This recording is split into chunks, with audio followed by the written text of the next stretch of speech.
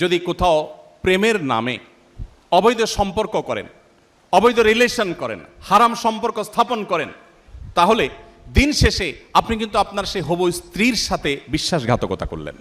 একজন নারী হিসাবে আপনি যদি কোনো ছেলের সাথে অবৈধ সম্পর্ক করেন জাস্ট সময় কাটানোর জন্য, জাস্ট টাইম পাস করার জন্য, তাহলে আপনি আপনার সেই হবু স্বামীর সাথে বেঈমানি করলেন, আপনি তার সাথে বিশ্বাসঘাতকতা করলেন। ইসলাম আজকের পৃথিবী যেরকম বৈবাহিক জীবনে অন্য কারোর সাথে রিলেশনকে খারাপভাবে দেখে, ইসলাম তার চাইতে আগে থেকে আমাদেরকে এ ধরনের অনাচার থেকে, এ ধরনের হারাম সম্পর্ক থেকে বেঁচে থাকতে বলে। গোটা পৃথিবী বলবে আপনার যৌবনকে আপনি এনজয় করেন, আপনি যৌবনের উচ্ছলতায় হারিয়ে যান, আপনি ভোগ করেন। ইসলাম আপনাকে বলবে আপনি কন্ট্রোল করেন, আপনি নিজেকে নিয়ন্ত্রণ করেন। নবী করিম সাল্লাল্লাহু আলাইহি সাল্লাম তার তারুণ্যকে এইভাবে তিনি সংরক্ষণ করেছেন। এজন্য আপনাদের তারুণ্যে যেন কালিমা না লাগে।